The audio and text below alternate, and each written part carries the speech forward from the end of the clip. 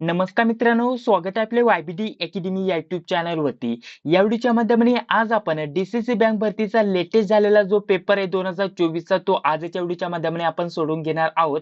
यामध्ये महत्त्वाचं म्हणजे गणित व बुद्धिमत्ता या दोन विषयांवरती जे पण प्रश्न विचारले गेले आहेत त्यांचं संपूर्ण स्पष्टीकरण आजच्या व्हिडिओच्या माध्यमाने आपण जाणून घेणार आहोत. तर त्यासाठी नक्कीच या व्हिडिओला पूर्ण बघा.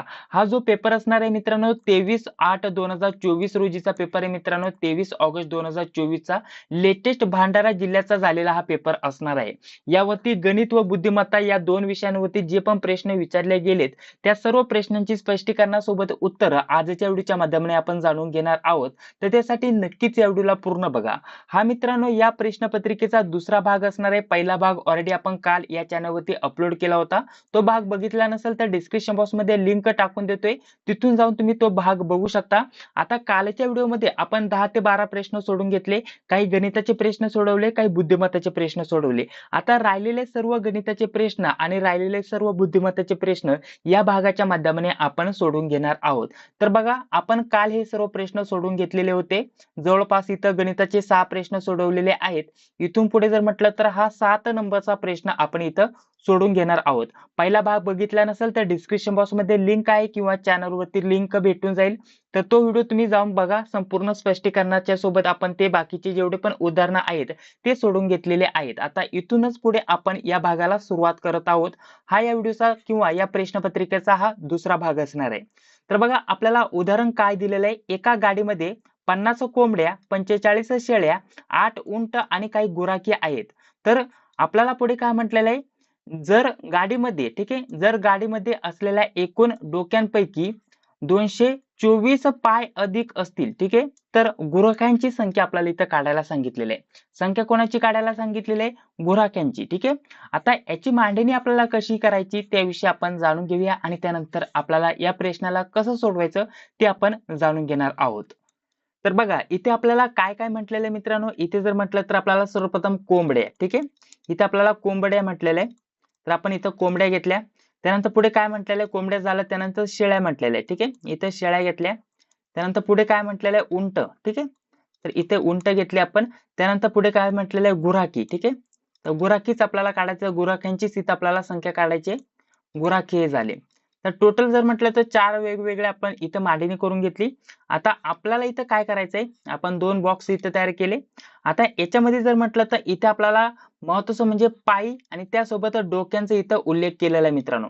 तर इथे सर्वप्रथम इथे आपण घेऊया डोकी. ठीक आहे, एकूण डोकी आणि इथे घेऊया एकूण पाय. ठीक आहे, इथपर्यंत तुम्हाला समजून आलं. अशा प्रकारची इथं मांडणी करत आहोत.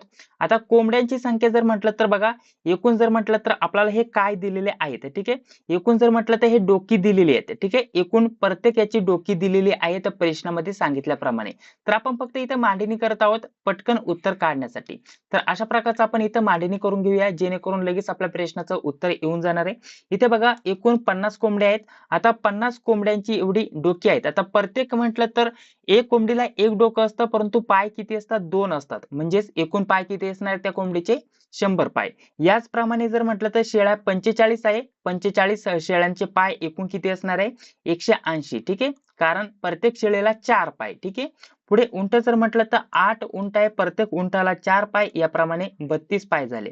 आता प्रत्येक जर म्हटलं तर पुढे आपल्याला गुराख्यांची संख्या काढायला सांगितलेली आहे, परंतु गुराख्यांविषयी काहीच माहिती इथं दिलेली नाहीये. ठीक आहे, आता इथं गुराख्याला आपल्याला इथं X मानायचं, कारण गुराख्याचीच विषय इथं आपल्याला माहिती काढायची आहे. जसं की इथं गुराखी घेतला X आणि प्रत्येकाचे जर म्हटलं तर एका गुराख्याला किती पाय असणार आहे? 2 पाय असणार आहे, कारण तो माणूस आहे.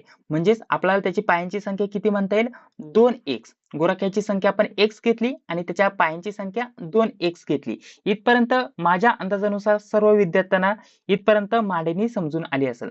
आता सर्व हे कॅल्क्युलेशन करा. 50, 45 प्लस 8 टोटल किती होतात? 103. ठीक आहे, 103 आपण इथं मांडले. 103 हा प्लस x, आपण x इथं प्लस मध्ये घेऊया. ठीक आहे, इथपर्यंत तुम्हाला समजून आलं. त्याचप्रमाणे पुढे जर म्हटलं तर यांची आपण बेरीज करणार. यांची जर म्हटलं तर 100 प्लस 180 280, त्यानंतर हे 32 आणि प्लस 2 होतात 312. ठीक आहे, 312 प्लस हे 2x. ठीक आहे, हे आपण अशा प्रकारे हे 2x सेपरेट घेतले, यांचीच फक्त तिघांची बेरीज केली. इथपर्यंत तुम्हाला इथे समजून आलं? ठीक आहे, इथपर्यंत तुम्हाला समजून आलं. तर आता आपल्याला पुढे काय म्हटलेलं आहे, इथे बघा आपल्याला इथे काय म्हटलेलं आहे, जर गाडीमध्ये असलेल्या एकूण डोक्यांपैकी म्हटलेलं आहे, एकूण डोक्यांपैकी 224 पाय आणि अधिक असतील. ठीक आहे, 200 पाय अधिक असतील तर गुराख्यांची संख्या किती आपल्याला म्हटलेलं आहे. तर त्याप्रमाणेच लगेच आपण मांडणी करायची. आता इथं इथं जर म्हटलं तर आपल्याला पाय म्हटलेलं आहे, त्याच्यानुसार आपण इथं पायांची मांडणी लगेच करून घेऊया. इथं 312 प्लस 2x आपण घेतले. आता पुढे आपल्याला इथं जे पण डोके ते मांडून घ्यायचे, 103 प्लस x आणि पुढे किती म्हटलेलं आहे, किती 224 पाय अधिक. ठीक आहे, म्हणजेच ते 224 पाय अधिक इथं प्लस 224 आपण इथं घेणार. म्हणजे हे संपूर्ण समीकरण आपलं इथं तयार झालेलं आहे. आता फक्त हे आपल्याला सोडवायचं आहे आणि लगेच आपल्या प्रश्नाचं इथे उत्तर येऊन जाणार. आता इथे जर म्हटलं तर हे 312 प्लस 2x हे आहे तसेच आपण ठेवले. त्यानंतर हे आपण डायरेक्टली कॅल्क्युलेशन करून घेऊया. इथे जर म्हटलं तर यांची बेरीज करून घेऊया. हे 103 प्लस 224 किती होतात, तर 327. ठीक आहे, 327 प्लस हा x आहे तसंच आपण इथं ठेवला, काय अडचण नाही. त्यानंतर बघा इथं 2x आहे, त्यासोबत इथे x आहे, तर आपण हे सर्व एका साईडला आणू. इथं 2x आहे, हा x इथं प्लस मध्ये आहे, तर इकडे आल्यानंतर बरोबरच्या चिन्हाच्या या साईडला आल्यानंतर हा मायनस मध्ये होणार. बरोबरचं चिन्ह आहे तसंच. त्यानंतर इथं 327 आहे ते तसेच. आता इकडे जर म्हटलं तर हे 312 काय आहेत, प्लस आहे, इकडे आल्यानंतर हे काय होणार, मायनस होणार. 312. ठीक आहे, बेसिक नियमानुसार आपण इथं मांडणी करून घेतली. जो आपला नियम आहे गणिताचा त्याच्यानुसार इथं मांडणी केली. आता इथं 2x मधून एक x गेला तर राहिलं काय, खाली x राहिला. बरोबर, 2x मधून एक x कट झाला तर x राहिलं आणि यांची देखील आपण इथं वजाबाकी केली तर आपल्या प्रश्नाचं उत्तर येतं 15. तर x ची किंमत आपल्याला काय भेटली, x ची किंमत भेटली आपल्याला 15. हे तुम्हाला समजून आलं. आता x ची किंमत आपल्याला 15 भेटली आणि आपल्याला x म्हणजेच डोकेच काढायचे होते. आता गुराख्याला एकच डोकं असणार आहे कारण तो माणूस आहे, म्हणजेच गुराख्यांची संख्या इथं आपल्याला 15 इथं सांगता येईल. हे 15 हेच आपल्याला उत्तर असणार आहे. अजून या व्यतिरिक्त अजून आपल्याला कधी कधी जर म्हटलं तर पायांची संख्या आपल्याला काढायला सांगितली असते, तर फक्त 2x. आता प्रत्येक गुराख्याला किती पाय असणार आहेत, 2. जर पायांची संख्या काढायला सांगितली असती तर 15 गुणिले 2 करायचं, एकूण पायांची संख्या 30 झाली असती. एवढंच आपल्याला इथं काढायचं होतं. कधी कधी या टाईपचे देखील तुम्हाला प्रश्न विचारले जातात. ठीक आहे, हे तुम्हाला उदाहरण समजून आलं असेल. बाकीचे पुढील आपण प्रश्न आता बघत आहोत. आता पुढील 8 नंबरचा आपण प्रश्न बघत आहोत. हे सर्व मी काढून टाकतो. हा बघा आपला इथे 8 नंबरचा प्रश्न आहे, तर तो आपण इथं सोडून घेत आहोत. ठीक आहे, चला वरती घेऊया. प्रश्न व्यवस्थित तुम्ही देखील वाचायचा आहे आणि माझ्यासोबत तुम्ही देखील सर्व प्रश्न सोडवण्याचा प्रयत्न करायचा आहे, जेणेकरून तुमची देखील इथं रिव्हिजन होऊन जाणार आहे, प्रॅक्टिस होऊन जाणार आहे आणि माझ्या अगोदर कमेंट बॉक्समध्ये सर्व प्रश्नांची उत्तर देखील तुम्हाला देण्याचा प्रयत्न करायचा आहे. ठीक आहे, चला आता पुढे काय म्हटलेलं बघा, इथे हा जो प्रश्न आहे व्यवस्थित समजून घ्या. जर प्रश्न मोठा वाटत असेल परंतु व्यवस्थित बघितलं तर हे मोठाले प्रश्न जे आहेत ते सोपे असतात. पुढे देखील खूप मोठमोठाले प्रश्न आहेत, परंतु उत्तर काढायला गेलं तर काही सेकंदामध्ये काही मिनिटांमध्ये त्याचं उत्तर लगेच तुम्ही इथं काढू शकता. ठीक आहे, तर बघा आपल्याला काय म्हटलेलं आहे, 36 किलो तांदळाची गेल्या वर्षीची किंमत आपल्याला किती दिलेली आहे, 1044 रुपये. ठीक आहे, आणि आता या वर्षाची, ठीक आहे, या वर्षाची 24 किलो तांदळाची किंमत किती दिलेली आहे, 768. तर गेल्या वर्षीच्या तांदळाची जी भाव आहे, किलोचा भाव, ठीक आहे, म्हणजे गेल्या वर्षी तांदळाचा जो किलोचा भाव होता आणि या वर्षीचा तांदळाचा जो प्रति किलोचा भाव आहे, यातील फरक किती, फरक आपल्याला काढायचा आहे. आता जास्त काही नाही, फक्त इथं आपल्याला सिंपल कॅल्क्युलेशन करायचंय. सिंपल कॅल्क्युलेशन कसं करायचं ते आपण इथं जाणून घेऊया. इथं बघा, इथं गेल्या वर्षीचा शॉर्ट मध्ये मी लिहितोय, गेल्या वर्षीच्या तांदळाची किंमत आपण इथं घेतली. आता गेल्या वर्षी जर म्हटलं तर 36 किलो एकूण तांदूळ किती होते, 36 किलो. ठीक आहे, 36 kg घेऊया जेणेकरून तुम्हाला इथे समजून येईल. याची किंमत किती होती, याची किंमत होती 1044. आता 36 किलो तांदळाची किंमत होती 1044 रुपये. तर जर म्हटलं तर 1 किलो म्हणजे 1 kg तांदूळाची किंमत आपल्याला किती होती ते काढायचं सर्वप्रथम. तर डायरेक्टली आपण इथं 1044 ला जर आपण इथं 36 ने भाग दिला तर आपल्या प्रश्नाचं उत्तर काय येणार मग सांगा बरं. आपल्या प्रश्नाचं उत्तर येतं 29. म्हणजेच 36 किलो तांदळाची किंमत 1144, तर 1 किलो तांदळाची किंमत 29. इथपर्यंत तुम्हाला समजून आलं. त्याचप्रमाणे आता हे गेल्या वर्षीचं झालं, तर या वर्षीचं देखील आपल्याला याचप्रमाणे करायचं आहे. ठीक आहे, याचप्रमाणे आता आपण करूया या वर्षीच्या तांदळाची किंमत. ठीक आहे, हे शॉर्ट मध्ये लिहितो फक्त समजण्यासाठी. आता इथे जर म्हटलं तर एकूण तांदूळ किती आहे 24 किलो. ठीक आहे, 24 केजी घेतलं. याची किंमत किती आहे 768.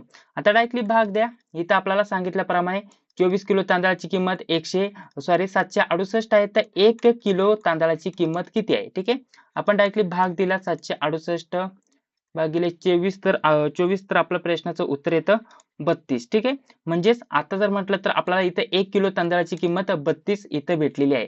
तर फक्त आपल्याला काय करायचंय आता 32 मधून हे 29 मायनस करायचं. दोन्हीचं 1 किलोचं काढून घेतलं तर आपल्याला इथं मायनस केलं तर आपल्या प्रश्नाचं उत्तर येतं 3. आपल्याला कारण इथं फरक काढायला सांगितलेला आहे. फरक काढायच्या वेळेस आपण मायनस करतो. मायनस केलं तर ऑप्शन क्रमांक ए म्हणजेच 3 हे प्रश्नाचं इथे उत्तर आलं. इथपर्यंत तुम्हाला या प्रश्नाला इथं समजून आलं असेल या प्रश्नाचं उत्तर कसं आलं. ठीक आहे, चला पुढील प्रश्न. 9 नंबरचा प्रश्न आपला चालू आहे बघा. 9 नंबरचा हा प्रश्न मित्रांनो. आता 9 नंबरचा प्रश्न आपण बघत आहोत, परंतु त्या अगोदर पुढे व्हिडिओ कंटिन्यू करण्या अगोदर आपल्यासाठी ज्या आपल्या महत्त्वाच्या नोट्स आणि क्वेश्चन पेपर आहेत, ज्या क्वेश्चन पेपर तुम्ही इथं बघू शकता आपण सोडून घेत आहोत. अशा प्रकारच्या आपण एकूण 44 क्वेश्चन पेपर कलेक्ट केलेले आहेत. तर ते सर्व प्रश्नपत्रिका आणि नोट्स कशा भेटणार त्याच्याविषयी थोडक्यात माहिती अगदी तो तुम्हाला 2 मिनिटांमध्ये देऊन घेतो आणि त्यानंतर लगेच आपण पुढे व्हिडिओ कंटिन्यू करूया.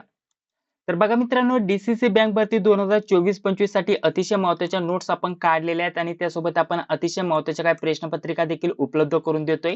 तर यांच्याविषयी थोडक्यात माहिती तुम्हाला देऊन घेतो मित्रांनो. तर बघा, तुम्ही कोणत्याही जिल्ह्यासाठी डीसीसी बँक भरती 2024 किंवा 25 साठी तयारी करत असाल तर त्या हेतूने आपण या नोट्स आणि प्रश्नपत्रिका उपलब्ध करून देतोय.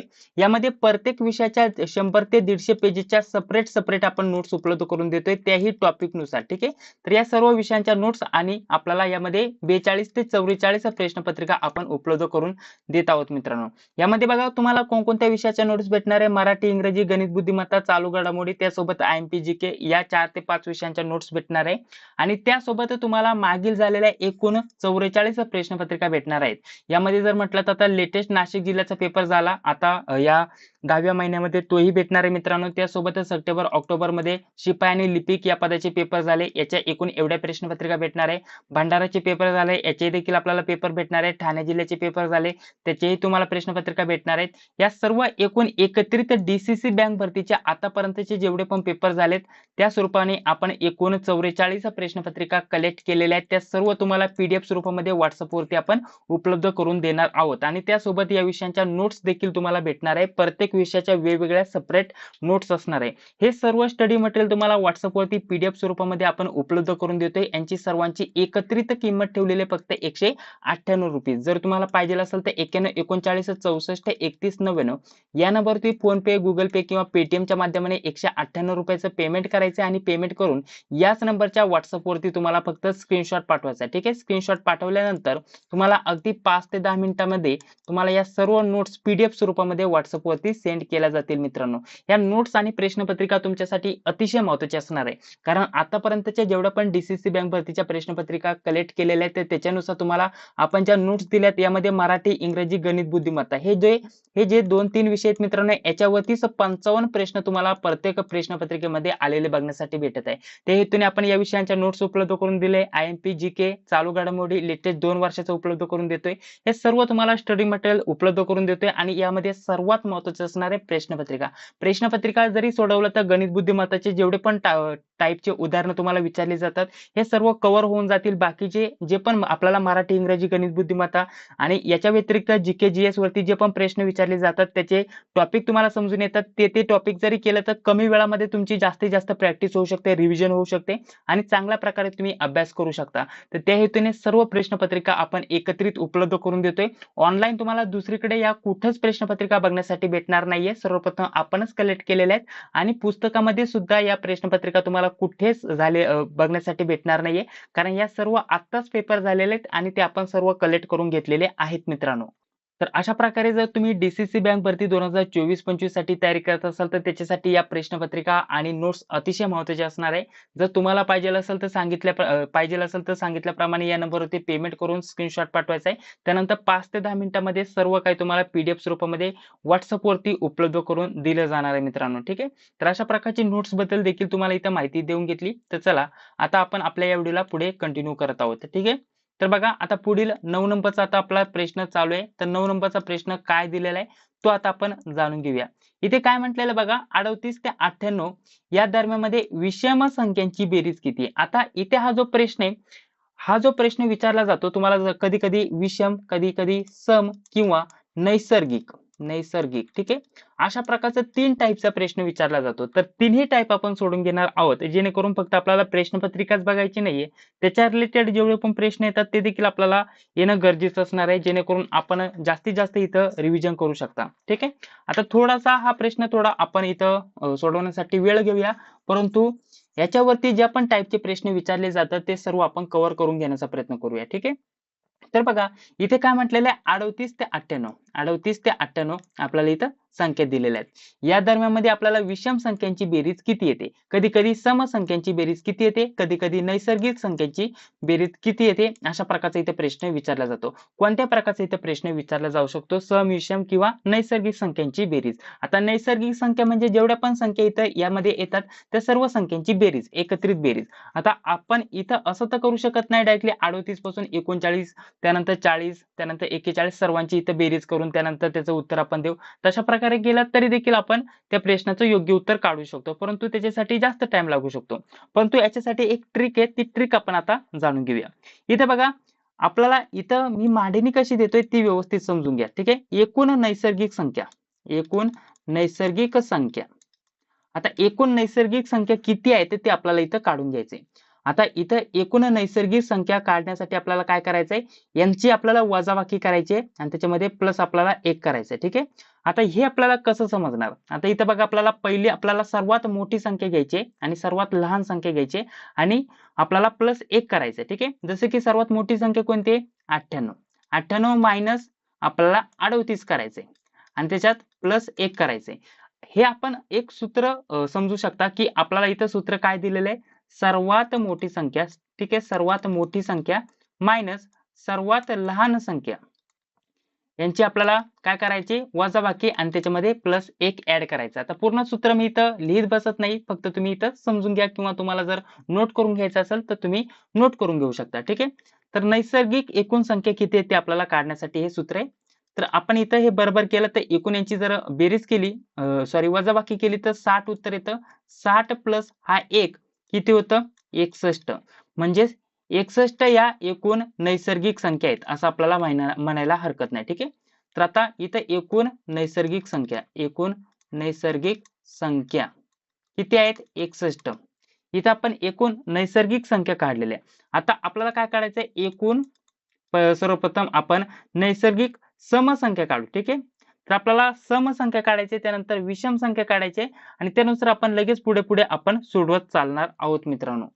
तर आता इथे वरती आपण समसंख्या घेऊया. एकूण समसंख्या आणि एकूण विषम संख्या. ठीक आहे. विषम संख्या हे आपल्याला काढायचंय. आता हे काढण्यासाठी आपल्याला सर्वप्रथम एकूण संख्या किती हे आपल्याला काढणं गरजेचं असणार आहे. एकूण संख्या आहेत 61. आता 61 ला 2 नी भाग द्यायचा, कारण यामध्ये काही समसंख्या असणार आहे आणि काही विषम संख्या असणार आहे. त्याच्यामुळे आपण 2 नी भाग दिला तर उत्तर येतं 30.5. 30.5 येणार. प्रत्येक याचं जर म्हटलं तर 2 नी भाग दिल्यानंतर पॉइंट मध्ये उत्तर येणार. आता इथं आपण बघायचं, इथं आपल्याला जे प्रश्न दिलेले आहे त्या प्रश्नाकडे बघायचं. इथे पहिली आणि शेवटची संख्या कोणती आहे ते बघायचं. दोन्ही या समसंख्या आहेत. म्हणजे आपल्याला लगेच समजलं की जी पुढील संख्या असणार आहे, जसे की 30 संख्या ह्या विषम असणार आहे आणि एक्स्ट्रा संख्या आपल्याला 38 आणि 98 ह्या समसंख्या आहेत. याच्यावरतून आपल्याला काय समजून येते?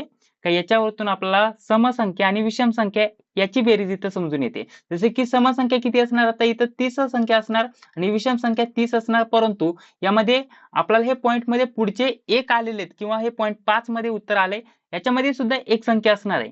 तर ती संख्या कोणती असणार आपल्याला याच्यावरतून समजून घ्यायचंय. आपल्याला इथं समसंख्या की विषम संख्या आहे? पहिल्यांदा देखील समसंख्या आहे आणि नंतर देखील समसंख्या म्हणजे ही प्लस 1 आहे. तर ही संख्या असणार आहे समसंख्या, म्हणजेच 31 समसंख्या आहेत आणि बाकीच्या 30 विषम संख्या आहेत. आपण इथं भागाकार केल्यानंतर, कारण इथं 2 नी भाग दिला, कारण आपण समसंख्या आणि विषम संख्या निम्मे आहेत तर त्याच्यामुळे त्याच्यानुसार आपण या अशा प्रकारची इथं मांडणी केलेली आहे. म्हणजेच आता याच्यावरतून आपण समजू शकतो की एकूण समसंख्या किती आहेत. आपण हे सर्व इथं मांडणी करून घेऊया. आता एकूण नैसर्गिक संख्या, नैसर्गिक संख्या किती आहेत एकूण? नैसर्गिक संख्या आहेत 61 बरोबर. त्यातील समसंख्या किती आपण काढल्या? समसंख्या काढल्या 31 आणि विषम संख्या काढल्या एकूण 30. आता इथपर्यंत तुम्हाला हे समजून आलं असेल. हे तुम्ही इथं अशा प्रकारचं कॅल्क्युलेशन करू शकता. आता हे कॅल्क्युलेशन केल्यानंतर आपल्याला विषम संख्यांची बेरीज, समसंख्यांची बेरीज किंवा नैसर्गिक संख्यांची बेरीज कशाही प्रकारचं विचारू द्या, लगेच आपण काही सेकंदामध्ये त्याचं उत्तर देऊ शकतो. ते कसं? आता इथे घेऊया. इथे सर्वप्रथम आपण आता एकूण ज्या पण नैसर्गिक संख्या आहेत 61 यांची बेरीज करून घेऊया. आपल्याला फक्त विषमचं उत्तर काढायचंय. तेही आपण पुढे लगेच काढणार आहोत. परंतु सर्वप्रथम आपण याचनुसार चालूया, जेणेकरून कशाही प्रकारचा प्रश्न आला तरी तुम्हाला समजून येईल. तर एकूण नैसर्गिक संख्यांची बेरीज, नैसर्गिक संख्यांची बेरीज आता आपण करत आहोत. आता बेरीज घेण्यासाठी आपल्याला काहीच करायचं नाहीये. जी पहिली संख्या आहे आणि ही दुसरी संख्या आहे. पहिली संख्या कोणती आहे? 38. याच्यामध्ये प्लस करायचं शेवटची संख्या आणि त्याला भागाकार द्यायचा फक्त 2 नी आणि एकूण नैसर्गिक संख्या किती आल्यात? 61. याला गुणाकार करायचा 61. एवढंच फक्त तुम्हाला सोडवायचं आहे आणि लगेच तुमचं उत्तर येणार.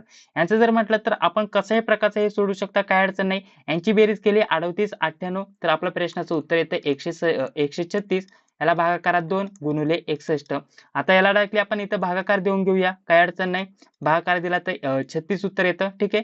नाहीतर आपण याला देखील भागाकार देऊ शकता, काय अडचण नाही. तुम्हाला जसं सोडवायचं तसं तुम्ही हे सोडू शकता, ठीक आहे. तर आपण कोणत्याही प्रकारे इथं भागाकार देऊ शकता. याचा जर भागाकार दिला तर आपण हे अशा प्रकारचं सोडू शकता किंवा डायरेक्टली इथं गुणाकार करून देखील हे सोडू शकता. तर इथे 36 नाही येणार. इथं जर म्हटलं त्याचा भागाकार केला तर या दोघांचा भागाकार केल्यानंतर इथं 68 येतं. हे 68 याचा भागाकार केला तर भागाकार 68 येतो. 68 हे गुणाकारात 61 आणि त्यानंतर पुढे आपलं उत्तर काय येणार? 4148 याचा गुणाकार येतो. म्हणजेच जर आपल्याला असा प्रश्न असता की एकूण नैसर्गिक संख्यांची बेरीज किती, तर आपलं प्रश्नाचं उत्तर तेव्हा काय असतं? 4148. आता अशाच प्रकारे एकूण समसंख्यांची बेरीज, समसंख्यांची बेरीज अशा प्रकारचा प्रश्न असता तर हेच आपल्याला स्टेप बाय स्टेप मांडून घ्यायचंय.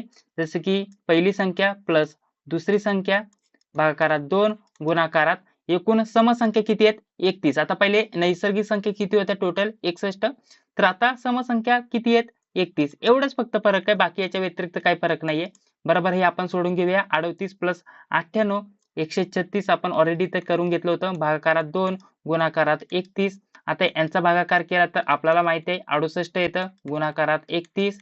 तर यांची जर यांचा डायरेक्टली आता गुणाकार करायचा, गुणाकार केला तर आपल्या प्रश्नाचं उत्तर काय येतं? 1116 आय थिंक, ठीक आहे. 1116 काय प्रॉब्लेम नाही, हेच उत्तर येते, ठीक आहे. अशा प्रकारचं आपण बघितलं. आता इथं जर असा प्रश्न असता की एकूण समसंख्यांची बेरीज किती, तर तेव्हा हे आपल्या प्रश्नाचं उत्तर असतं. आता परंतु आपल्याला इथे काय म्हटलेलं आहे? एकूण विषम संख्यांची बेरीज किती. तर आता विषम संख्येची बेरीज आपण काढणार आहोत आणि तेच आपल्या प्रश्नाचं इथे उत्तर असणार आहे, ठीक आहे. तर बघा कोणत्याही टाईपचा प्रश्न आला तरी तुम्हाला या टाईपचा प्रश्न इथं सोडवता येणार आहे. आता तेच करायचं, जास्त काही आपल्याला वेगळं करण्याची गरज नाहीये. आता विषम संख्यांचं इथं आपल्याला विचारलेलं आहे, ठीक आहे. विषम संख्यांची आपल्याला बेरीज इथं विचारलेले, त्यानुसार आपल्याला हे करून घ्यायचंय. आता विषम संख्यांची बेरीज आपल्याला करायच्या वेळेस विषम संख्याच घ्यायचे हे आपल्याला लक्षात ठेवायचंय. इथे आपण इथे जसं की एकूण नैसर्गिक संख्या पहिली आणि आपण शेवटची घेतली, एकूण सर्व संख्या घेतल्या. आता इथं समसंख्यांचं केलं तर समसंख्या आपण इथं घेतल्या, पहिली आणि शेवटची सम संख्या घेतली, ठीक आहे. आता विषम संख्येचं आपण करत आहोत, पहिली आणि शेवटची विषम संख्या घेणार आहे. आता इथं 38 ही पहिली संख्या आहे विषम, ठीक आहे. तर सॉरी समसंख्या, ह्याच्या पुढील आपल्याला विषम संख्या घेणं गरजेचं असणार आहे. तर बघा पहिली इकडून आली तर 39 ही विषम संख्या आहे प्लस आता शेवटी जर म्हटलं तर इथं 98 आहे. त्यानंतरची इथं विषम संख्या कोणती असणार आहे? लगेच पाठोपाठची इथं 97, ठीक आहे. तर 97 संख्या घेणार, म्हणजेच शेवटची आणि पहिली विषम संख्या आपण इथं घेतली 39 आणि 97. इथपर्यंत तुम्हाला समजून आलं. त्याला भागाकारात 2 गुणाकारात आपल्याला जेवढ्या पण संख्यांची बेरीज आहे आपण इथं काढलेल्या आहेत, एकूण संख्या किती आहेत, विषम कोणत्या, सम किती आहे, ते आपण इथं केलं. त्यानंतर यांची एकूण बेरीज किती होते? 136 आय थिंक याची बेरीज होते, ठीक आहे.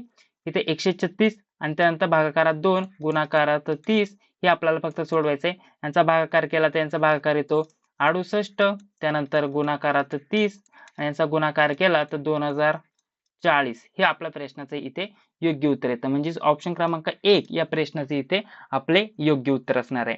बघा आपल्याला इथं नैसर्गिक संख्यांची बेरीज विचारली तरी समजून येणार आहे, समसंख्यांची बेरीज विचारली तरी अशा प्रकारचं काढता येणार आहे आणि विषम संख्यांची बेरीज विचारली तरी अशा प्रकारचे तुम्ही हे काढू शकता. म्हणजे तिन्ही टाईपचे प्रश्न आपल्याला कोणताही टाईप विचारला गेला तरी कसं काढायचं ते तुम्हाला इथं समजून आलं असेल. त्याच्यासाठी सर्वप्रथम नैसर्गिक संख्या किती, समसंख्या किती हे तुम्हाला इथं काढून घ्यायचं.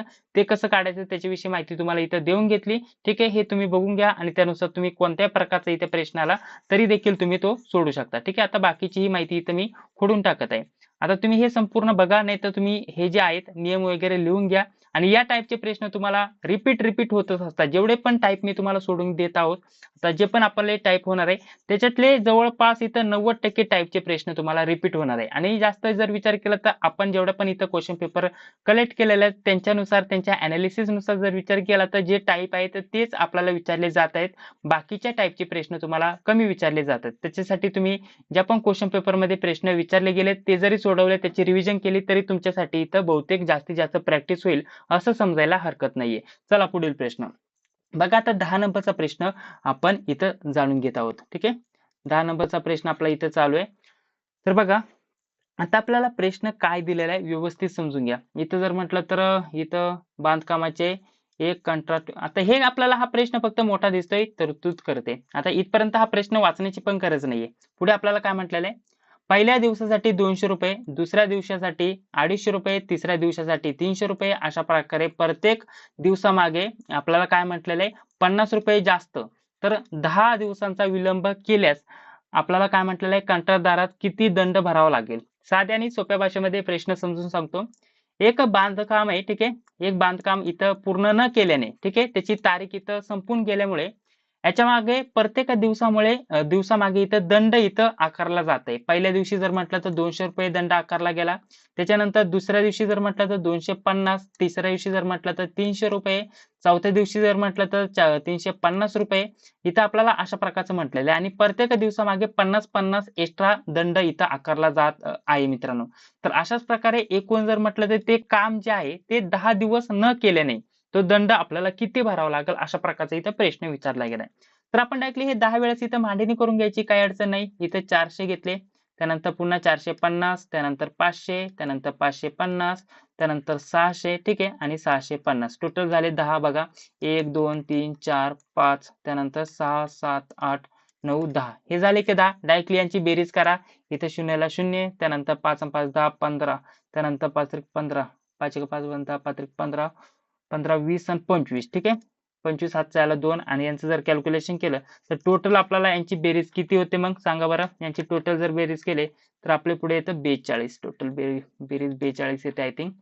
तर बघा 42 50 आहे का कुठं बरोबर, हे आपल्या प्रश्नाचं इथे योग्य उत्तर असणार आहे. तर बघा या टाईपचा इथे प्रश्न विचारला गेला होता.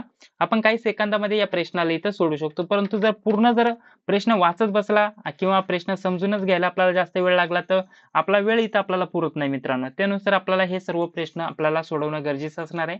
या टाईपचा हा प्रश्न होता. फक्त कॅल्क्युलेशन करायचंय, प्रश्न समजून घ्यायचा आणि त्यानुसार आपल्याला उत्तर द्यायचं. चला पुढील प्रश्न. तर बघा आता 11 नंबरचा प्रश्न आपण बघत आहोत. 11 नंबरचा प्रश्न आता आपल्याला काय दिलेला आहे.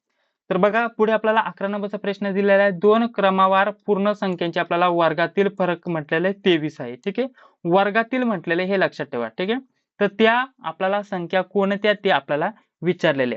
आता बघा इथे आपल्याला याच्यासाठी एक सूत्र वापरावं लागणार आहे मित्रांनो. इथे बघा आपल्याला थोडक्यात इथे माहिती देतो. इथे 2 सलग वर्गातील फरक आपल्याला दिलेला आहे. ठीक आहे, 2 क्रमवार म्हणा नाही तर सलग म्हणा, काय अडचण नाही. क्रमवार पूर्ण संख्यांच्या वर्गातील फरक, जो फरक दिलेला आहे तो आहे 23. बरोबर, इथे आपल्याला 23 दिलाय. तर त्या संख्या कोणत्या ते आपल्याला विचारले. तर इथे एक कॉमन सूत्र आहे मित्रांनो. हे सूत्र आपण इथं वापरू शकता. हे सूत्र आपलं काय असणार आहे मित्रांनो, सूत्र इकडेच घेऊया जेणेकरून आपल्याला समजण्यासाठी इथं मदत होणार आहे.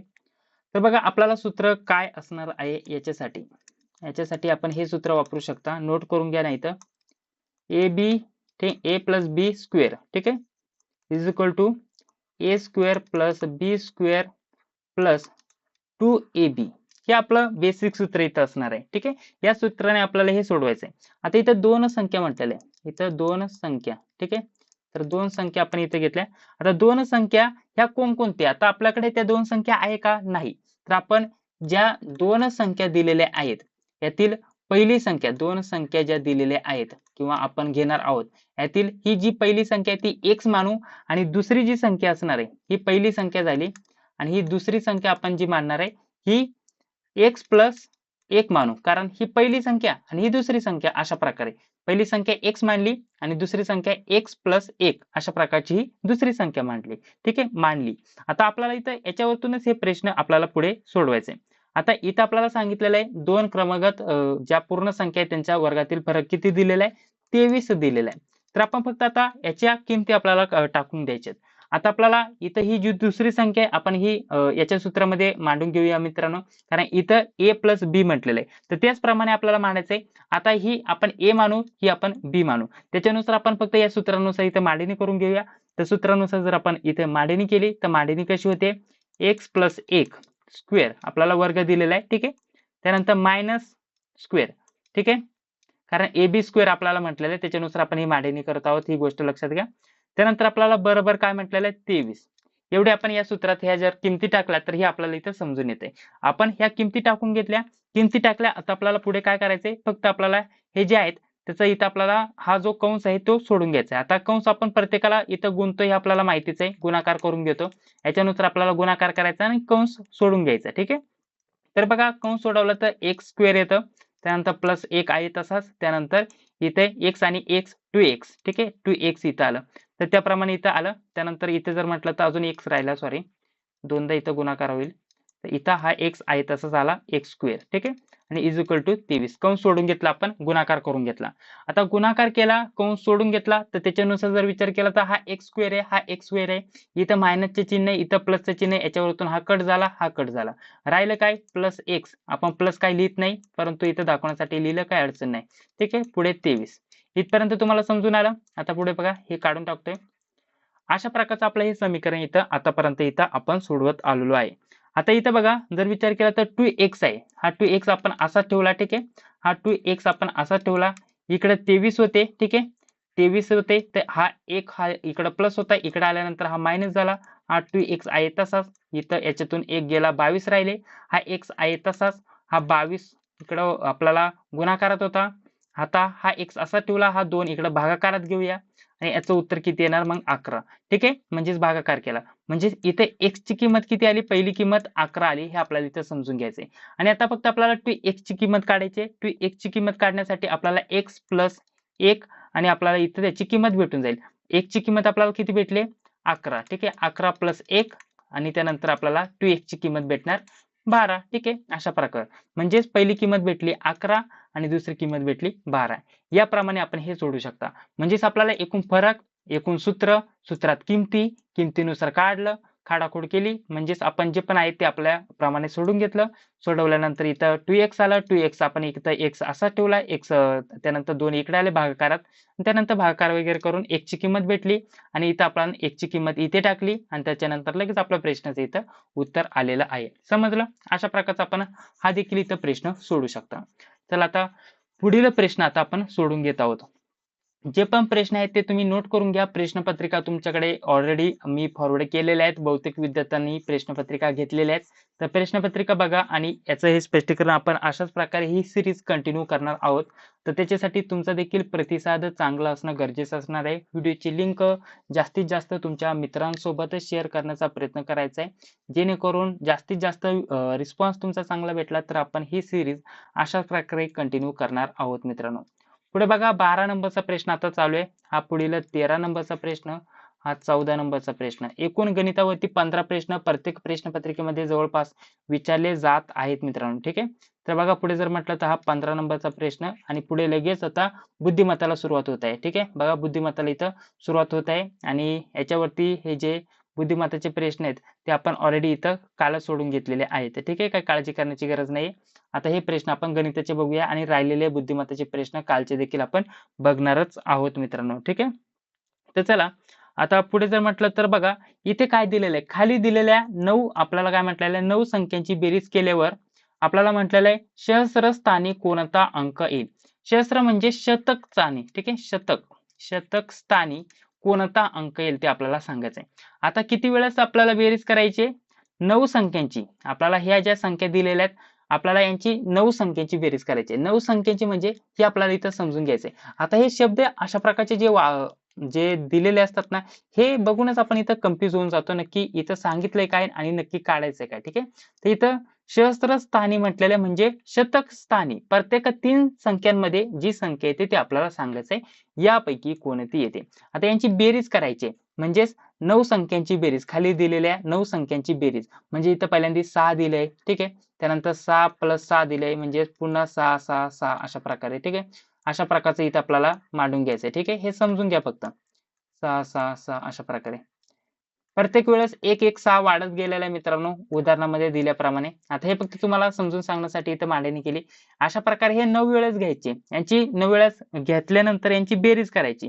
बेरीज केल्यानंतर ऑलरेडी आता थोडासा व्हिडिओ पॉज करून मी इथं यांची बेरीज करून घेतली. तर आय थिंक यांची बेरीज अशा प्रकारे येते, ठीक आहे? तर बघा अशा प्रकारे यांची बेरीज येत आहे. त्यानंतर पुन्हा अशा प्रकारे. म्हणजेच अशा प्रकारची इथं बेरीज आल्याने आपल्याला पुढे काय सॉरी इथं 3 घेतलेलं आहे. तर इथे हे बघा यांची बेरीज अशा प्रकारे येते. तुम्ही बेरीज करून घ्या, काही अडचण नाही. फक्त तुम्हाला समजणं महत्त्वाचं असणार आहे. तर अशा प्रकारे यांची बेरीज येते. तर इथे आपल्याला काय म्हटलेलं आहे? सहस्त्रस्थानी, ठीक आहे? सहस्त्रस्थानी म्हटलेलं आहे तर म्हणजेच आपल्याला एकक, दशक, शतक इथे आला. एकक, दशक, शतक इथे आपल्याला 0 आला. म्हणजेच आपल्याला प्रत्येक 3 संख्यानंतर शतक स्थानी कोणता आपल्याला अंक येतो तो आपल्याला सांगायचा. कोणता अंक येतो ते आपल्याला विचारलंय. सरळ 9 वेळेस यांची आपल्याला बेरीज करायची. आपल्याला टोटल बेरीज झाल्यानंतर आपल्याला जे पण उत्तर येतंय त्याच्यामध्ये शतक स्थानी कोणता अंक येतो तो आपल्याला सांगायचा आहे. जर इथं 0 आला त्याच्यामुळे हे 0 या प्रश्नाचं योग्य उत्तर असणार आहे. जर इथं 4 आला असता शतक स्थानी तर 4 उत्तर असतं. 1 आला असता इथं तर आपलं 1 उत्तर असतं, ठीक आहे? या टाईपचा हा प्रश्न आहे. समजून आला? या प्रश्नाला तुम्हाला कसं सोडवायचंय? हे जे शब्द आहेत ना ते वेगळे वापरले जातात त्याच्यामुळे विद्यार्थी इथं कन्फ्यूज होऊन जात असतात. चला पुढील 13 नंबरचा प्रश्न आता काय दिलेला आहे हा आपण इथं सोडून घेऊया. तर बघा 13 नंबरचा प्रश्न काय दिलेला आहे? इथे बघा म्हटलेलं आहे एका सभागृहात, ठीक आहे? एका सभागृहात पहिल्या रांगेत म्हटलेलं आहे पहिल्या रांगेत एका सभागृहात पहिल्या रांगेत 20, दुसऱ्या रांगेत 24, तिसऱ्या रांगेत 28 आणि त्यानंतर पुढे आपल्याला अशाच प्रकारची मांडणी आहेत. ह्या काय आहेत? खुर्च्या आहेत, ठीक आहे? आणि पुढे काय म्हटलेलं आहे? जर सभागृहात एकूण 30 रांगा असतील तर एकूण आपल्याला विचारलेले सभागृहात किती माणसे बसू शकतात, ठीक आहे? म्हणजेच प्रश्न काय दिलेला आहे? एका सभागृहात पहिल्या रांगेत 20, दुसऱ्या रांगेत 24, तिसऱ्या रांगेत 28 खुर्च्या अशी मांडणी पुढे केलेली आहे, ठीक आहे? तर एकूण अशा प्रकारच्या 30 रांगा आहे. म्हणजे पहिल्या रांगेत 20, दुसऱ्या रांगेत 24, तिसऱ्या रांगेत 28 त्यानंतर आपल्याला अशाच प्रकारे पुढे कंटिन्यू केलं तर इथं 34 येईल.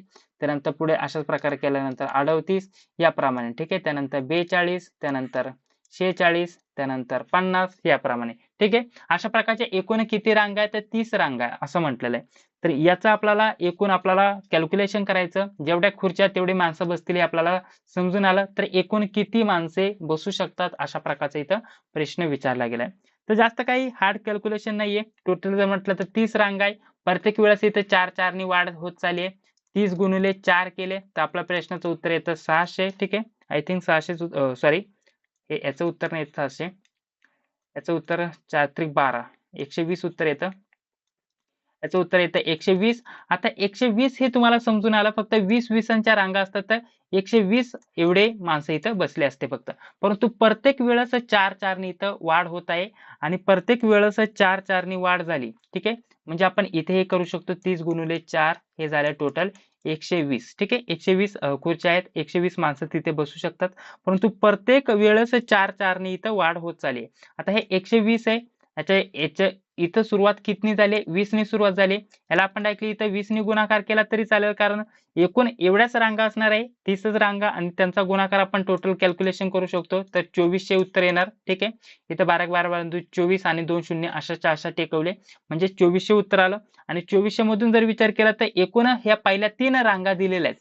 3 रांगांचे आपण मायनस किती केले? इथं प्रत्येक रांगेमध्ये जर विचार केला तर 20-20 ने इथं वाढ होत चालली, म्हणजे टोटल आपल्याला 60 मायनस करावं लागणार आहे. याच्यातून जरी 60 मायनस केले तर आपल्या प्रश्नाचं इथे लगेच उत्तर येऊन जाणार आहे.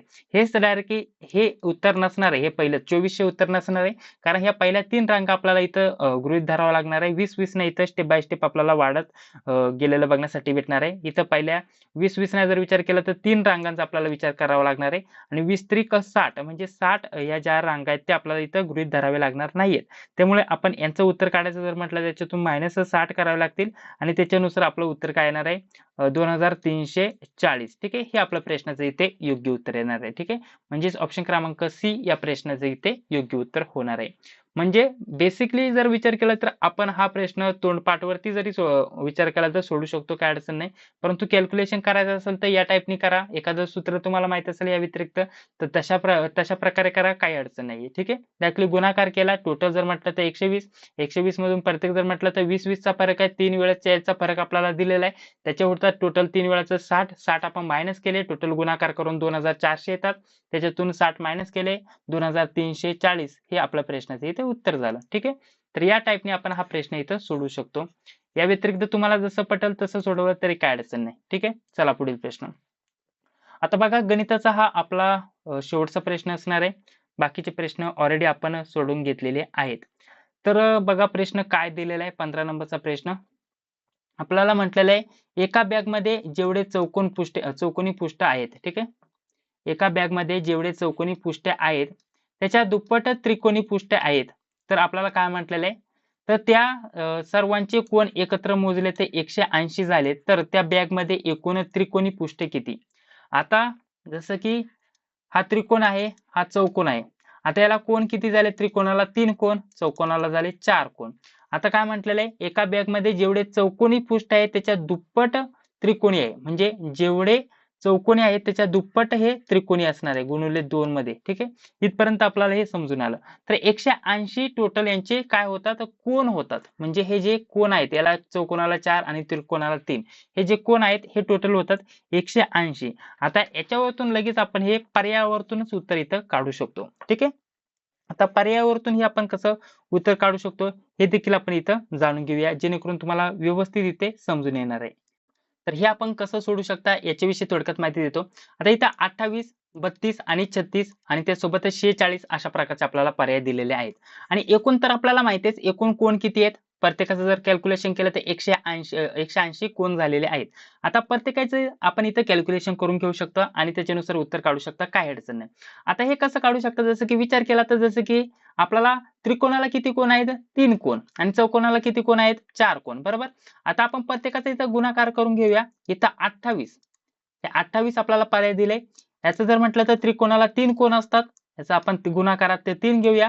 टोटल जर म्हटलं तर 84 उत्तर येतं. 28 त्रिक 84 आणि याच्या जर म्हटलं तर आपल्याला हे निमच आहे मित्रांनो. ठीक आहे, आता त्रिकोण जर 28 असतील तर आपल्याला इथं कारण म्हटलेलं आहे दुप्पट आहे, चौकोनाच्या दुप्पट त्रिकोण आहे, तर याच्या निम किती होतं? इथं 28 च्या निम होतं 14. हे किती झाले? हे काय झाले? हे काय झाले मग? हे झाले आपले चौकोन. याला देखील आपण गुणाकार इथं 4 घेऊया. 4 कोण असतात त्याला, तर याचं होतं 56. ठीक आहे, 56. आता यांची जर बेरीज केली तर आपल्या प्रश्नाचं उत्तर काय येतं? मग याची दोघांची बेरीज केली तर आपल्या प्रश्नाचं उत्तर येतं 140. म्हणजेच हे पहिल्या पर्यायानुसार जर कॅल्क्युलेशन केलं तर 180 होतंय का? नाही, 140 उत्तर येतं. याचप्रमाणे दुसऱ्या पर्यायाचं करून बघूया. दुसरा पर्याय आहे 32. 32. आता याला त्रिकोणाचं घेऊया गुणाकारात 3. ठीक आहे, म्हणजे त्रिकोणाला 3 कोण असतात, त्याच्यानुसार जर कॅल्क्युलेशन केलं तर 32 त्रिक. ठीक आहे, 32 त्रिक 96, तर 96 आपलं इथं उत्तर आलं. त्याच्याच प्रमाणे याचं निम करायचंय, कारण त्रिकोण हे दुप्पट आहे चौकोनाच्या, तर 32 च्या निम होतं तर 16. 16 गुणिले 4, 16 गुणिले 4, कारण आपण इथं चौकोनाचा विचार करत आहोत, तर चौकोनाला 4 कोण आहेत. याचं उत्तर येतं 16 चौक 64. यांची बेरीज केली, यांची बेरीज केल्यानंतर आपल्या प्रश्नाचं उत्तर येतं 160. ठीक आहे, 160 येतं. 180 आहे का? नाही. चला पुढील पर्याय. पुढील पर्याय आहे 36. 36 जर विचार केला तर 36 ला 3 ने गुणा, त्यानंतर 36 चा निम करा आणि त्याला देखील 4 ने गुणा. ठीक आहे, 36 ला जर आता 3 ने गुणलं 36 त्रिक 108 आपलं प्रश्नाचं उत्तर येतं. ठीक आहे, 36 त्रिक 108. 36 चा निम किती होतं? कारण दुप्पट आहे. ठीक आहे, 18 उत्तर येतं. तर 18 गुणिले 4, चौकोनाचं आपण आता कॅल्क्युलेशन करूया. तर 72 उत्तर येतं. यांची बेरीज केली तर आपल्या प्रश्नाचं उत्तर येतं 180. लगेच आपल्याला ऑप्शन क्रमांक 3 या प्रश्नाचे इथे उत्तर सांगता येईल मित्रांनो. या स्वरूपामध्ये देखील आपण हा प्रश्न इथं सोडवू शकता, काही अडचण नाही. सॉरी, यामध्ये मला वाटतं बाय मिस्टेक आपला एक प्रश्न राहिलेला आहे. इथं 14 नंबरचा प्रश्न सोडवायचाच राहून गेला. तर बघा इथं 14 नंबरचा प्रश्न दिलेला आहे, काही अडचण नाही. आता सोडून घेऊया. तर बघा 14 नंबरचा प्रश्न आपला सोडवायचा राहिलेला आहे. 15 नंबरचा प्रश्न आपला सोडून झाला, मात्र 14 नंबरचा प्रश्न इथं राहिलेला आहे. बाय मिस्टेक डायरेक्टली आपण खाली गेलो. तर बघा इथं 14 नंबरचा प्रश्न काय दिलेला आहे. जर एका परीक्षेमध्ये योग्य उत्तराला 4 गुण मिळतात आणि चुकीच्या उत्तराला 1 गुण इथं मिळतो. ठीक आहे. चुकीच्या उत्तराला 1 गुण मिळतो. ठीक आहे. तर आपल्याला पुढे काय म्हटलेलं आहे, जर एका विद्यार्थ्याने 75 प्रश्नांची उत्तरे लिहिली, ठीक आहे, आणि त्याला 125 गुण मिळाले, तर त्याला आपल्याला काय म्हटलेलं आहे, त्याचे एकूण प्रश्न किती बरोबर असतील ते आपल्याला विचारलेले आहे. आता यामध्ये जे आपल्याला हे जे दिलेलं आहे, इथं जे आपल्याला हा जो प्रश्न दिलेला आहे, एका परीक्षेमध्ये योग्य उत्तराला 4 गुण मिळतात आणि चुकीच्या उत्तराला 1 गुण मिळतो, हे मिळतो झालेलं आहे. असा कधी प्रश्न विचारला जाणार नाहीये. चुकीच्या प्रश्नाला कुठं गुण मिळतो का? ठीक आहे. तर इथं 1 गुण वजा होतो, अशा प्रकारचा प्रश्न असायला पाहिजे. वजा होतो. अशा प्रकारचा इथं आय थिंक प्रश्न असायला पाहिजे. काही अडचण नाही, आपण सोडूया. तर इथं बघा, इथं देखील आपला हा जो प्रश्न आहे, याच टाईपचा हा प्रश्न आहे. पर्यायावरतून लगेच उत्तर काढू शकतो. इथे सर्वप्रथम जर म्हटलं तर 35 दिलेत. ठीक आहे. 35 वरतून आपण कॅल्क्युलेशन करूया.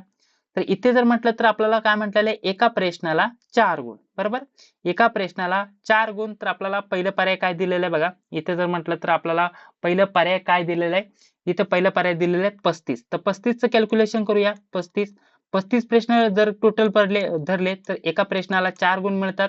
तर 140 आपल्या प्रश्नाचं इथे उत्तर झालं. बरोबर. 140. आता याच्यातून आपल्याला मायनस किती करावं लागणार आहेत मित्रांनो, याच्यातून मायनस आपल्याला किती करावं लागणार आहेत, 40. ठीक आहे. 40 कसे, तर हे आपल्याला इथं समजून घ्यायला पाहिजे की इथे टोटल जर म्हटलं तर एकूण त्यांनी 75 प्रश्नांची उत्तर दिलेत. किती, 75 प्रश्नांची उत्तर दिलेत. आता 75 मधून हे आपल्याला 35 इथं मायनस करावं लागणार आहेत. कारण आपल्याला काही प्रश्न इथं चुकीचे पण असणार आहे. तर त्याच्यासाठी आपण इथं मायनस किती करणार, 75 मधून 35.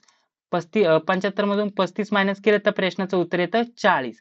मग हे 40 जे उत्तर आहे, आता ते आपल्याला याच्यातून मायनस करावं लागणार आहे. कारण याच्यातून आपल्याला एवढं मायनसच करावं लागणार आहे, कारण हे एवढे प्रश्न चुकलेत. हे टोटल होतात 140. आता याच्यातून हे 40 मायनस केले तर आपल्या प्रश्नाचं उत्तर येतं 100.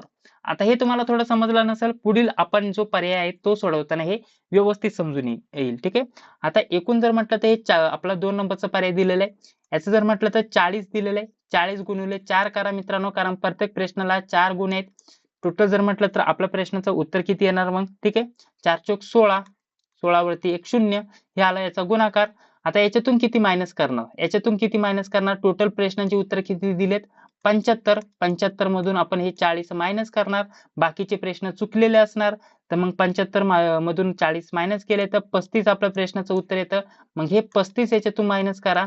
हे चुकीचे उत्तर आहे, हे निगेटिव्ह होणार, मायनस होणार.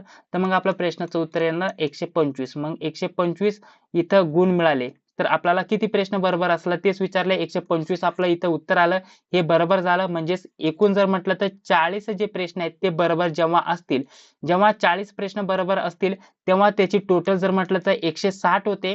160 मधून बाकीचे जे 75 पैकी 40 प्रश्न बरोबर आहेत, म्हणजे 35 चुकीचे आहेत. ते 35 इथं मायनस केले, कारण एका प्रश्नाचे 1 गुण मायनस होतात आणि त्याच्यानुसार हे मायनस केलं तर आपले 125 इथं जे आहेत ते गुण मिळतात आणि त्याच्यानुसार हे 40 प्रश्न जे आहेत बरोबर, हे आपल्या प्रश्नाचे इथे योग्य उत्तर होणार आहे.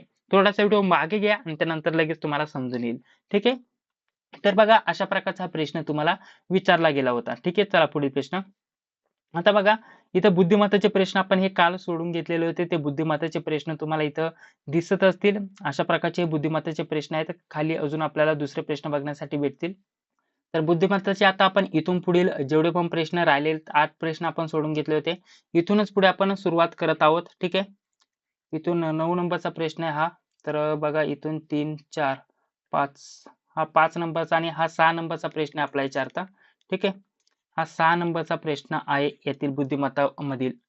तर बघा, आपल्याला काय म्हटलेलं आहे इथे बघा, घड्याळात 4 वाजून 30 वाजले आहेत. ठीक आहे. 4 वाजून 30 म्हणजे 4:30 वाजले आहेत. तर आपल्याला म्हटलेलं आहे जर घड्याळाचा आपल्याला मिनिट काटा पूर्व दिशा दर्शवितो, ठीक आहे. तर आपल्याला म्हटलेलं आहे तर तास काटा कोणती दिशा दर्शवेल. आता जर आपण इथं अशा प्रकारचं केलं, इथं आपण हे घड्याळ घेऊया, काय अडचण नाही. तर बघा हे घड्याळ आहे, ठीक आहे. हे घड्याळ आहे आणि त्याच्यानुसार आपण हे अशा प्रकारचं इथं मांडणी केली. इथे जर म्हटलं तर 12, त्यानंतर इथे 1, इथे 2, इथे 3, इथं आहे 4, इथं आहे 5 आणि इथं आहे 6, ठीक आहे. इथं इथपर्यंतच मांडणी केली, काही अडचण नाही. ही आहे पूर्व दिशा, पूर्व, पश्चिम, दक्षिण आणि त्यानंतर ही आहे उत्तर दिशा, ठीक आहे. ह्या दिशा आपल्याला माहिती असणं गरजेचं असणार आहे. पूर्व, पश्चिम, पूर्व, पश्चिम, दक्षिण, उत्तर. ही दक्षिण आणि ही उत्तर, ठीक आहे. यामध्ये ही असणार आहे नैऋत्य, त्यानंतर ही असणार आहे वायव्य, ठीक आहे, आग्नेय. अशा प्रकारचं हे देखील आपल्याला अशा प्रकारचं इथं दिशांची मांडणी करून घेणं गरजेचं असणार आहे. तर इथं थोडी चुकीचीच मांडणी होऊन गेली आपल्याकडून घाईघाईमध्ये, काय अडचण नाही, ठीक आहे. इथं आपण ही मांडणी करून घेऊया. ही आहे आपली पूर्व दिशा, ही आपली पश्चिम दिशा, त्यानंतर ही आहे आपली दक्षिण दिशा आणि ही आपली उत्तर दिशा. यांच्या दोघांच्या मध्ये कोणती दिशा असते मग? यांच्या दोघांच्या मध्ये कोणती दिशा असते? ही असते ईशान्य दिशा. त्यानंतर पुढे जर म्हटलं तर ही असते नैऋत्य दिशा, ही असते आग्नेय दिशा, ठीक आहे, आणि ही असते वायव्य दिशा. अशा प्रकारची आपण इथं मांडणी केली या दिशांची. आता आपल्याला याच्यानुसार जर विचार केला तर 4:30 म्हटलेलं आहे, ठीक आहे. 4:30 म्हणजेच हा जो असणार आहे हा मिनिट काटा असणार आहे. 4:30ला जेव्हा वाजणार आहे हा मिनिट काटा असणार आहे, तेव्हा 4:30 वाजल्यानंतर. आणि तास काटा कुठं असणार आहे? इथं जो तास काटा असणार आहे तो आपल्याला मध्ये गेलेला बघण्यासाठी भेटणार आहे, याच्या मध्यभागी अशा प्रकारचा, ठीक आहे. अशा प्रकारचा इथं हा तास काटा असणार आहे. तर आपल्याला म्हटलेलं आहे मिनिट काटा पूर्व दिशा दर्शवतो. मिनिट काटा पूर्व दिशा दर्शवतो म्हणजेच आपल्याला 4:30 वाजता मिनिट काटा पूर्व दिशा, जेव्हा मिनिट काटा इथं दक्षिण दिशा दर्शवायला पाहिजे तर तेव्हा तो पूर्व दिशा दर्शवित आहे, ठीक आहे. तर आपल्याला तास काटा कोणती दिशा दर्शवेल, म्हणजेच जर विचार केला तर कितीने पुढे अशा प्रकारचं आपण कॅल्क्युलेशन केलं तर पूर्व, त्यानंतर दक्षिण, म्हणजे ही पूर्व दिशा आहे. तर आता आपल्याला इथं ही सध्याला दक्षिण दिशा आहे तर तो पूर्व दिशा दर्शवतोय. तर आपल्याला इथं रिटर्न गेलेलं बघण्यासाठी भेटेल, म्हणजेच 2 दिशा इथं पुढे गेलेलं बघण्यासाठी भेटेल. तर इथं जर विचार केला तर ही पूर्व दिशा आहे, तर इथं पूर्व दिशा दर्शवित आहे. तर इथे मधली दिशा कोणती असणार आहे मग, ठीक आहे. इथं मधली दिशा कोणती असणार आहे तेच आपल्याला इथे विचारलेलं आहे. तर पूर्व आणि उत्तरच्या मध्ये मग कोणती दिशा असते? ती असते ईशान्य दिशा. कारण इथे मध्ये काटा आहे का नाही, आणि इकडं आपण इथं फिरणार आहे, कारण इकडे आपण फिरल्यानंतरच आपल्याला इथं समजेल. कारण इथे जर म्हटलं तर ही पूर्व दिशा सांगत आहे, कारण ही दक्षिण दिशा आहे. दक्षिण दिशेपासून इथं पूर्व दिशा अजून 2 लांब आहे मित्रांनो, म्हणजे काटकोनामध्ये इथं आपल्याला ही दिशा बघण्यासाठी भेटत आहे. आणि याच्यानुसार आपण इकडे मागे गेलो तर ही दिशा जर म्हटलं तर आपल्याला वरती उत्तर दिशा येते, आणि उत्तर आणि पूर्वेच्या दिशेच्या मध्ये कोणती असते? ही ईशान्य दिशा असते. कारण आपल्याला इथे समजून घ्यायचं ही पूर्व दिशा आहे, तर मग ही उत्तर दिशा होईल. आणि उत्तर आणि पूर्वच्या मध्ये कोणती दिशा असते? ईशान्य दिशा असते. त्याच्यामुळे ईशान्य या प्रश्नाचं आपलं इथे योग्य उत्तर असणार आहे. सिंपल कॅल्क्युलेशन पुन्हा एकदा सांगतो. इथे ही पूर्व दिशा आहे, ठीक आहे. ही आहे आपली दक्षिण दिशा. तर इथे जेव्हा दक्षिण दिशा आहे आणि इथं आपल्याला हा काटा आहे, तर दक्षिण दिशाऐवजी इथं पूर्व दिशा इथं म्हटलेलं आहे, यालाच पूर्व दिशा म्हटलंय. तर ही पूर्व दिशा आहे तर ही उत्तर दिशा असणार, आणि उत्तर आणि पूर्वच्या मध्ये कोणती असते? ईशान्य दिशा. तर ईशान्य आपल्या प्रश्नाचं इथे योग्य उत्तर असणार आहे. या टाईपचा हा प्रश्न होता. म्हणजे थोडं जरी आपण थोडक्यात इथं जे आहे आपण थोडक्यात समजून घेतलं तरी आपल्या प्रश्नाचं इथे योग्य उत्तर येऊन जाणार आहे. चला आता पुढील प्रश्न आपण बघत आहोत. बहुतेक प्रश्न आपल्याला यामधीलच सर्व गणित आणि बुद्धिमत्ताचे प्रश्न आता या क्लासमध्ये आपल्याला संपवण्याचं इथं आपलं टार्गेट आहे. पुढील 7 नंबरचा प्रश्न काय दिलेला आहे बघा. व्यवस्थित समजून घ्या आणि त्यानंतर माझ्यासोबतच सर्व प्रश्नांची उत्तरं तुम्हाला देखीलच सांगण्याचा इथं प्रयत्न करायचा आहे. आता इथे बघा काय म्हटलेलं आहे, 7 नंबरचा प्रश्न आहे. इथे म्हटलेलं आहे बघा, सोनम ही कॅटरीनापेक्षा उंच आहे. फक्त पहिलं अक्षर इथं घेतोय. सोनम ही कॅटरीनापेक्षा उंच आहे. सोनम ही कॅटरीनापेक्षा उंच आहे. आता हे मोठ्या आणि लहान संख्येचं चिन्ह आपण हे जे वापरतो ते मी इथं वापरले आपल्याला समजण्यासाठी, ठीक आहे. काय अडचण नाही, तुम्ही समजून घ्या. पुढे आपल्याला काय म्हटलेलं आहे, शिल्पा ही सोनमपेक्षा उंच आहे, ठीक आहे. शिल्पा, आता शिल्पा सोनमपेक्षा उंच आहे, मग आपण इकडे घेऊया. पुढे काय म्हटलेलं आहे, मानुषी ही शिल्पापेक्षा उंच आहे, म्हणजे शिल्पापेक्षा ही मानुषी उंच आहे. काय अडचण नाही, मानुषी इथं मांडूया. त्यानंतर काय म्हटलेलं आहे, नर्गिस ही सर्वात उंच आहे. नर्गिस ही सर्वात उंच आहे. आतापर्यंत आपण इथं जर विचार केला तर मानुषी ही सर्वात उंच होती, परंतु हिच्यापेक्षाही उंच असणार आहे, कारण इथं नर्गिस ही सर्वात उंच म्हटलेलं आहे. तर नर्गिस आपण इथं n घेतला म्हणजे न घेतला. ठीक आहे. तर आपल्याला काय म्हटलेलं आहे, तर उंचीनुसार आपल्याला क्रम लावला असता तर मध्यस्थानी कोण येईल? एकूण 5 जणी आहे, इकडून 2, इकडून 2, तर मध्यस्थानी कोण येतं मग? शिल्पा येते. ठीक आहे. म्हणजे शिल्पा आपल्या प्रश्नाचं इथे योग्य उत्तर असणार आहे. या टाईपचा इथं हा प्रश्न विचारला गेला होता. सोपा बेसिक लेवलचा प्रश्न इथं विचारलेला आहे. ठीक आहे. तर बघा पुढील 8 नंबरचा प्रश्न आपण सोडून घेत आहोत. आता या टाईपचे प्रश्न तर ऑलरेडी तुम्हाला सर्वांना सोडवता येतात. काही तुम्हाला सांगण्याची गरज नाहीये. तरी देखील आपण थोडक्यात घेऊया, काही अडचण नाही. प्रश्न आलेतच, तसे 2 प्रश्न आता आलेत आणि या प्रश्नपत्रिकेमध्ये अजून एक प्रश्न ऑलरेडी पहिल्या भागामध्ये देखील आपण बघितला होता. तर बघा काय म्हटलेलं आहे, एका सांकेतिक भाषेत कुत्र्याला वाघ म्हणतात, वाघाला सिंह म्हणतात. ठीक आहे. कुत्र्याला वाघ म्हणतात, वाघाला सिंह म्हणतात, सिंहाला हत्ती म्हणतात. ठीक आहे. हे मार्क तुम्ही लक्षात ठेवा. त्यानंतर हत्तीला कोल्हा म्हणतात आणि कोल्ह्याला कुत्रा म्हणतात. तर त्या सांकेतिक भाषेत पाळीव प्राणी कोणता आहे? आता पाळीव प्राणी कोणता? वाघ पाळीव प्राणी आहे का? नाही. त्यानंतर पुढे जर म्हटलं तर सिंह आहे का पाळीव प्राणी? नाही. ठीक आहे. पुढे जर म्हटलं तर हत्ती आहे, हत्ती पाळीव प्राणी आहे का? नाही. ठीक आहे. पुढे जर म्हटलं तर कोल्हा आहे, कोल्हा पाळीव प्राणी आहे का? नाही. तर यामध्ये फक्त कुत्रा जो आहे, कुत्रा प्राणी हा पाळीव प्राणी आहे. तर कुत्र्याला काय म्हटलेलं आहे इथं? कुत्र्यालाच म्हटलेलं आहे वाघ. ठीक आहे. तर मग आपल्याला तेच म्हटलेलं आहे, जो पाळीव प्राणी आहे तो कोणता? तर कुत्र्याला वाघ म्हटलेलं आहे. मग वाघ या प्रश्नाचं आपलं इथे योग्य उत्तर असणार आहे. ठीक आहे. या टाईपचे आपल्याला हे प्रश्न विचारले जातात, त्याप्रमाणे तुम्ही हे प्रश्न सोडू शकता. त्याच प्रकारचा हा प्रश्न आहे बघा, लवकर सोडवा आणि कमेंट बॉक्समध्ये माझ्या अगोदर उत्तर देण्याचा प्रयत्न करायचा आहे. तर पुढे काय म्हणताय बघा, जर पेन म्हणजे पिशवी, ठीक आहे, पेन म्हणजे पिशवी, पिशवी म्हणजे पेन्सिल, पेन्सिल म्हणजे शाई, शाई म्हणजे रबर. तर आपल्याला पुढे काय म्हणताय, पुस्तके कशातून न्यावी लागतात? पुस्तके आपण एक तर बॅग मध्ये नेतो, नाहीतर एखाद्या पिशवीमध्ये नेतो. तर इथं पिशवी दिलेली आहे. तर आपल्याला पेन ही जी पिशवी दिलेली आहे, तर पिशवी म्हणजे काय दिलेलं आहे? पिशवी म्हणजे दिलेलं आहे पेन्सिल. ठीक आहे. तर पिशवी म्हणजे पेन्सिल, मग आपण इथं पुस्तके कशातून नेणार? पेन्सिल मधून नेणार, कारण पिशवी म्हणजेच पेन्सिल आहे. तर पेन्सिल हे आपल्या प्रश्नाचं इथे योग्य उत्तर असणार आहे. या टाईपचा तुम्हाला इथं प्रश्न विचारला गेलाय. ठीक आहे. तर बघा इथं हा 9 आणि इथं आय थिंक एक अजून वरती प्रश्न राहिलेला आहे बुद्धिमत्ताचा. तर बघा हा 10 नंबरचा बुद्धिमत्ताचा प्रश्न आहे. तर इथं आपल्याला वयावारीवरती प्रश्न आलेला आहे. म्हणजे दिनदर्शिका या टाईपचा इथे प्रश्न विचारला गेला. हा एक बुद्धिमत्ताचा प्रश्न. तर अशा प्रकारे गणित व बुद्धिमत्ता यावरती आतापर्यंतच्या जेवढ्या आपण 40 प्रश्नपत्रिका कलेक्ट केलेल्या आहेत, त्याच्यानुसार जर विचार केला तर गणित व बुद्धिमत्तावरती 25 प्रश्न तुम्हाला विचारले जातात. त्याच्यामुळे DCC बँक भरतीमध्ये सर्वात जास्त प्रश्न विचारले जाणारा जो आपला विषय आहे तो गणित व बुद्धिमत्ता असणार आहे. ठीक आहे.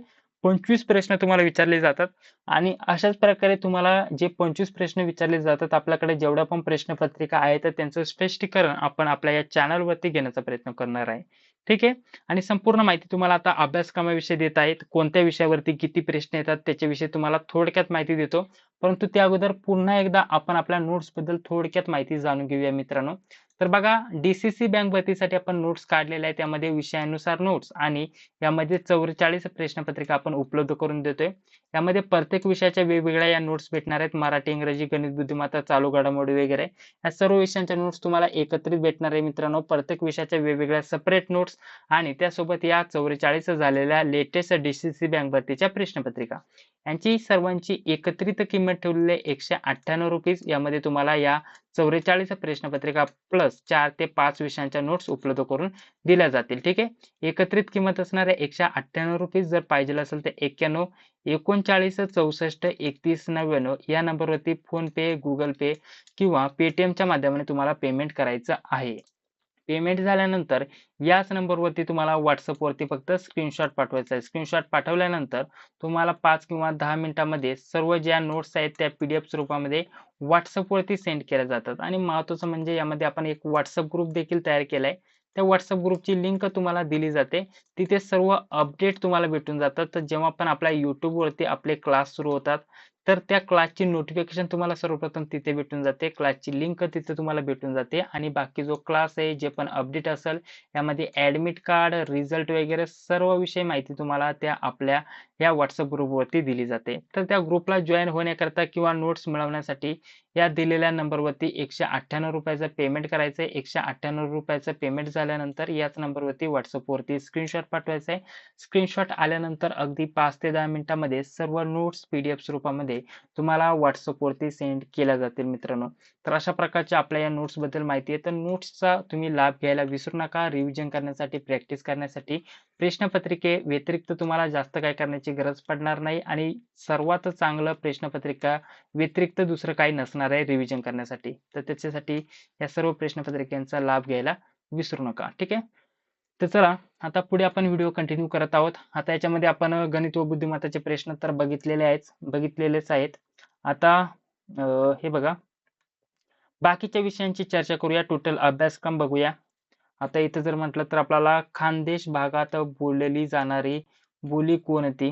तर आपल्याला हे उत्तर सांगता येईल. त्यानंतर लिंग ओळखण्यासाठी इथं प्रश्न आला होता. नर्तिका तर नर्तकील. त्यानंतर पुढे जर म्हटलं तर आपल्याला धातुसाधिक व सहाय्यक क्रियापद मिळून कोणते क्रियापद तयार होते? तर संयुक्त क्रियापद तयार होते. पुढे आपल्याला लिंग ओळखण्यासाठी प्रश्न विचारला गेला होता. ठीक आहे. तर इथं साखर भात हा जर म्हटलं तर पुल्लिंगी आपल्याला सांगता येईल. तर अशा प्रकारचं या प्रश्नाचं उत्तर आहे. तर या टाईपचे बाकीचे प्रश्न आहे. याच्यावरती आपण जास्त चर्चा करणार नाहीये. आता फक्त आपण डायरेक्टली अभ्यासक्रम बघणार आहोत. तर DCC बँक भरतीचा अभ्यासक्रम. ठीक आहे. अभ्यासक्रम आपल्याला काय असतो नक्की हे आपल्याला माहिती असणं गरजेचं असणार आहे. ज्या पण विद्यार्थ्यांनी इथपर्यंत व्हिडिओ बघितलेला आहे ते नक्कीच DCC बँक भरतीची व्यवस्थित प्रॅक्टिस करत आहेत. त्यांनी त्यामुळेच इथपर्यंत स्पष्टीकरण बघितलेलं आहे. त्याच्यानुसार त्यांच्यासाठी बोनस इथं मी देत आहे मित्रांनो. मराठीवरती तुम्हाला कंपल्सरी 15 प्रश्न येतात. त्यानंतर इंग्रजी विषयावरती कंपल्सरी 15 प्रश्न येतात. बुद्धिमत्ता विषयावरती व गणित. ठीक आहे. यामध्ये गणित व बुद्धिमत्ता दोन्ही घ्या. गणित व बुद्धिमत्ता या दोन्ही विषयांवरती एकूण 25 प्रश्न विचारले जातात. गणितावरती 15 प्रश्न व बुद्धिमत्तावरती 10 प्रश्न. टोटल जर म्हटलं तर अशा प्रकारचे 25 प्रश्न विचारले जातात. या 3 विषयांची व्यवस्थित तयारी केली तर तुमचे 55 प्रश्न इथेच झाले. अजून एक महत्त्वाचा विषय संगणक. संगणकावरती 10 प्रश्न विचारले जातात. हे 10 याच्यामध्ये प्लस केले तर अजून याच्यामध्ये हे झाले 65. उरलेले फक्त 25 प्रश्नांविषयी आता आपल्याला बोलायचं आहे. ठीक आहे. 25 प्रश्न उरले. 65 प्रश्न तर यावरतीच विचारले जातात. राहिले फक्त 25 प्रश्न. याच्यामध्ये तुम्हाला कोणकोणते विषय आहेत ते सांगतो. याच्यामध्ये बँकिंग, ठीक आहे, अर्थव्यवस्था, सहकार, त्यासोबत ग्रामीण ज्या आहेत त्याच्यावरती प्रश्न विचारले जातात. ग्रामीण अर्थव्यवस्था वगैरे याच्यामध्ये हे सर्व झालं. आणि त्यासोबत आपल्याला याच्यासोबत अजून महत्त्वाचं काय असणार आहे? GK-GS. यामध्ये हे बँकिंग, अर्थव्यवस्था, सहकार वगैरे याच्यावरती तुम्हाला 10 ते 15 प्रश्न विचारले जातात. हे टोटल झाले 25 पैकी हे 10 ते 15 प्रश्न पकडले तर 25 मायनस इथं 15 केलं तर उरले खाली फक्त 10.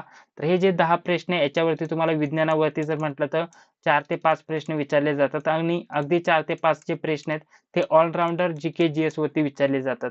याच्यामध्ये जर विचार केला तर आपल्याला सामान्य ज्ञानमध्ये भूगोल झालं, इतिहास झालं, नागरिकशास्त्र झालं, इतर चालू घडामोडी झालं, हे सर्व तुम्हाला याचा विचार केला जातो आणि त्याच्यावरती हे 9 किंवा 10 प्रश्न तुम्हाला विचारले जातात एवढ्यांसाठी. म्हणजे महत्त्वाचे तुम्हाला कोणकोणते विषय असणार आहे? मराठी, इंग्रजी, गणित, बुद्धिमत्ता, त्यासोबत आपल्याला संगणक आणि विज्ञान हे देखील करून ठेवा. संगणक, माहिती तंत्रज्ञान हे जे विषय आहेत ते तुमच्यासाठी महत्त्वाचे असणार आहे. हे जरी व्यवस्थित केलं तर तुमचा स्कोर इथं 70+ होणार आहे मित्रांनो. ठीक आहे.